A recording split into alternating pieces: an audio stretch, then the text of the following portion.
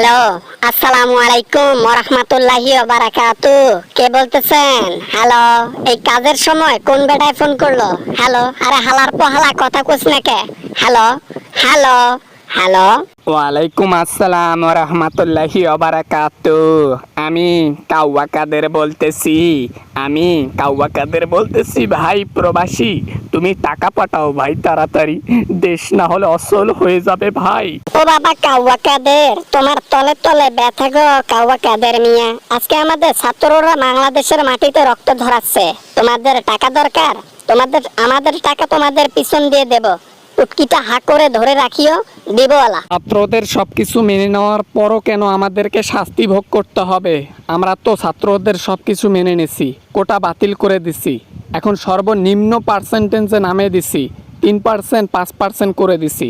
তারপরও কি আমাদের উপর রাগটা কমে না বাবা তোমার? আপনারা আগে নির্দোষ যাদেরকে ধরেছেন তাদেরকে ছেড়ে দেন। যারা নির্দোষ, যারা ছাত্র, যারা আন্দোলন করেছে, আন্দোলন করা থেকে তাদেরকে ধরে নিয়ে যাওয়া হয়েছে, রিমান্ডে নেওয়া হয়েছে। এতটুকু শাস্তি তো জনগণের কাছ থেকে পেতেই পারেন আপনারা, এটা আপনাদের প্রাপ্য।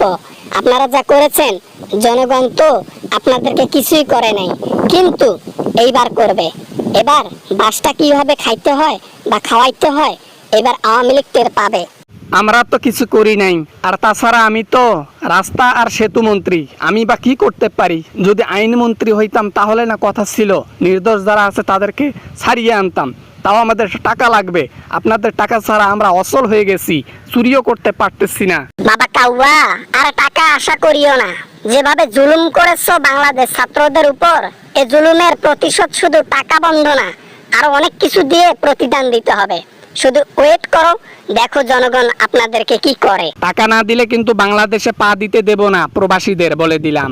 আমরা একজোট হয়ে যাব, আর প্রবাসে যারা আছে বাংলাদেশের নাগরিক, একটাকেও বাংলাদেশের মাটিতে পা দিতে দেব না। সবাইকে একে নিষিদ্ধ করে দেব, বলে দিলাম।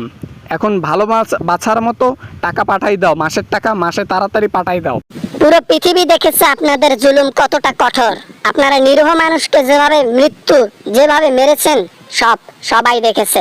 পৃথিবীর প্রতিটা জায়গায় বাংলাদেশিরা আন্দোলন করতেছে। আমরা শুধু না, কিছুই করতে পারবেন না। গেলাম না আপনার দেশে, আপনার দেশের চাইতে এখানে অনেক ভালো আছি, অন্তত 3 বেলা তো খাইতে পারতেছি। ওখানে গেলে তো না খেয়ে মরতে হবে। হ্যালো হ্যালো হ্যালো, ফোনটা কাইটো না বাবা। হ্যালো, তোমার পায়ে পড়ি বাবা, প্রবাসী বাবারা, তোমরা প্লিজ টাকা পাঠাই দাও। আমাদের পুটকি জোড়া লেগে গেছে। তোমরা আর এইভাবে টাকা দেওয়া বন্ধ করিও না। মরে যাবো রে বাবা, কা কা কা। কাজের সময় ফোন দিতেছিস বেড়া, রাখ বেড়া, ফোন রাখ। অযথা তোদের সাথে সময় আমি কেন যে নষ্ট করতেছি? কাজে মন দিলে এতক্ষণে 20 টাকা ইনকাম করে ফেলতাম। রাখ বেড়া, ফোন রাখ।